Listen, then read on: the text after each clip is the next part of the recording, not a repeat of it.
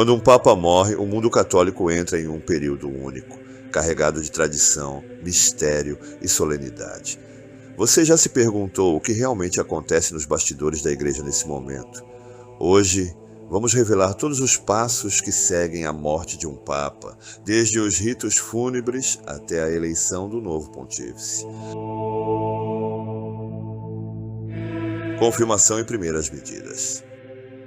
A morte de um papa não é apenas um fato biológico, é também um evento profundamente simbólico, envolto em séculos de rituais e protocolos precisos. O primeiro a ser acionado é o cardeal Camerlengo, figura responsável por administrar a igreja durante a ausência do papa. É ele quem realiza a confirmação oficial da morte, um momento carregado de solenidade. Seguindo uma tradição antiga, o Camerlengo chama o Papa pelo nome 3 vezes. Sem resposta, ele declara: verdadeiramente, o Papa está morto. No passado, havia o uso de um martelo de prata, levemente tocado na testa do Papa. Uma prática que hoje é mais simbólica do que real, mas que expressa o peso do momento. Em seguida, vem um gesto de forte significado. O anel do pescador usado pelo Papa em todas as cerimônias oficiais é removido e destruído com um golpe de martelo. Essa ação marca o fim do governo papal e impede que o anel seja usado para falsificar documentos ou ordens. O selo papal, usado para autenticar decretos, também é destruído, encerrando assim todos os poderes administrativos do pontífice falecido. São momentos discretos, mas que ecoam pelos corredores do Vaticano com um peso histórico que atravessa os séculos. A partir daí, o mundo católico entra em um período de transição, a sede vacante. A morte do pontífice deu início tanto ao período de luto oficial da Igreja Católica, conhecido como sede vacante, quanto à aplicação de um rito fúnebre reformado pelo próprio Francisco em 2024. Entre as principais mudanças está a simplificação do cerimonial e a escolha inédita do local de sepultamento. Pela primeira vez em mais de um século, um papa será enterrado fora do Vaticano. Após a confirmação da morte de um papa, a igreja entra em um período de luto profundo, conhecido como Novem Dialis. 9 dias de orações e celebrações litúrgicas em honra ao pontífice falecido. O corpo será colocado em um caixão de madeira com revestimento de zinco, uma das simplificações introduzidas por Francisco, que aboliu o uso dos 3 caixões de cipreste, chumbo e carvalho utilizados em pontificados anteriores. O corpo será exposto ao público na Basílica de São Pedro por 3 dias, a partir de quarta-feira, dia 23, para que fiéis possam prestar suas homenagens. Diferentemente de cerimônias anteriores, o corpo não ficará sobre um estrado elevado, mas será apresentado diretamente no caixão. A missa exequial, ainda sem data confirmada, será celebrada também na Basílica de São Pedro e deverá reunir líderes religiosos, chefes de Estado e autoridades de diversas partes do mundo. Após a missa, o Papa será sepultado na Basílica de Santa Maria Maggiore, em Roma. A escolha rompe com uma tradição que perdurava desde 1903, quando Leão XIII optou pela Basílica de São João de Latrão. Francisco declarou, em entrevista em 2023, que tinha uma forte devoção pela Santa Maria Maggiore, onde costumava rezar diante do ícone da Salus Populi Romani, especialmente antes e depois de suas viagens apostólicas. As mudanças feitas pelo Papa Francisco visam simplificar o cerimonial e destacar a figura do Papa como pastor e discípulo de Cristo. De qualquer forma, o funeral de Francisco já entra para a história como um marco de simplicidade e reforma, em contraste com os modelos majestosos do passado. Um adeus coerente com a vida que ele escolheu viver. Próxima dos pobres, discreta diante do poder, mas gigante na fé. Período de sede vacante. Com o sepultamento do Papa, a Igreja entra oficialmente no chamado período de sede vacante, expressão em latim que significa sede vazia. Nesse intervalo entre a morte do Papa e a eleição do sucessor, o trono de São Pedro está desocupado, e por isso a Igreja suspende todas as decisões de governo. Um brasão especial, diferente do brasão papal, passa a representar o Vaticano. Ele traz as chaves cruzadas e o guarda-chuva vermelho e dourado, símbolo da transição de poder. Durante esse tempo, quem assume as funções administrativas é o cardeal Camerlengo, mas com poderes extremamente limitados. Ele cuida da manutenção do Vaticano, supervisiona o luto, prepara o conclave e protege os bens da Santa Sé. Nenhuma mudança doutrinária ou decisão estratégica pode ser tomada.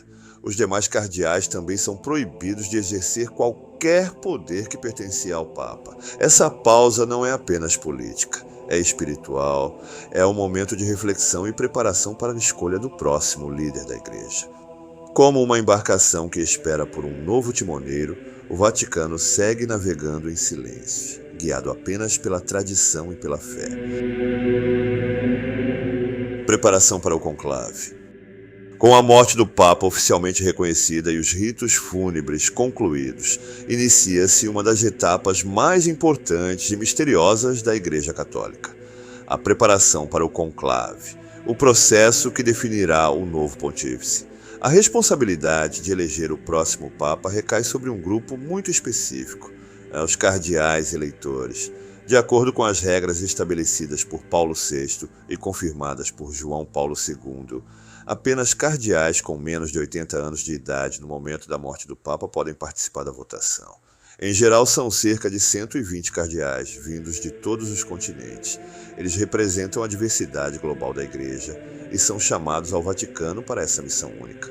Antes do início do conclave, todos os cardeais eleitores se reúnem na chamada Congregação Geral, onde discutem informalmente os rumos da Igreja sem ainda votar.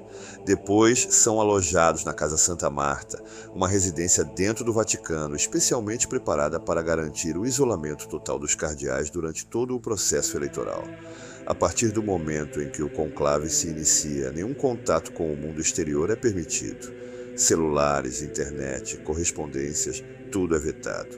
Essa clausura visa garantir que cada voto seja livre, sem interferência de governos, imprensa ou grupos de influência. Antes da primeira votação, dentro da Capela Sistina, os cardeais fazem um juramento solene de sigilo absoluto. Qualquer violação pode resultar em punições severas, incluindo a excomunhão automática. Assim, com orações, silêncio e discrição, a Igreja se prepara para um de seus momentos mais decisivos, a escolha do novo sucessor de São Pedro. O conclave, a eleição do novo Papa. O conclave é um dos eventos mais solenes e secretos da Igreja Católica. Seu nome vem do latim conclaves, que significa conchave, uma referência ao isolamento total dos cardeais durante o processo de eleição. A origem desse rito remonta ao século XIII. O conclave mais longo da história aconteceu entre 1268 e 1271. Após a morte do Papa Clemente IV, os cardeais demoraram quase 3 anos para eleger seu sucessor. Cansados da demora, os fiéis da cidade de Viterbo trancaram os cardeais sob chave, racionaram comida e até removeram parte do telhado do local. Tudo para forçar uma decisão. A partir daí, o conclave passou a ser regulamentado. Sigilo absoluto, reclusão dos eleitores e regras rígidas para garantir uma escolha justa e livre de pressões externas. O processo acontece na Capela Sistina, sob o olhar dos grandes mestres da arte sacra, como Michelangelo. Cada cardeal escreve à mão o nome do seu escolhido numa cédula e a deposita numa urna. Após cada rodada de votação, as cédulas são queimadas. Se não houver resultado, uma substância é adicionada para produzir a fumaça preta, sinal de que nenhum papa foi eleito. Quando um cardeal finalmente alcança 2/3 dos votos, a fumaça sobe branca, anunciando ao mundo que temos um novo sucessor de Pedro.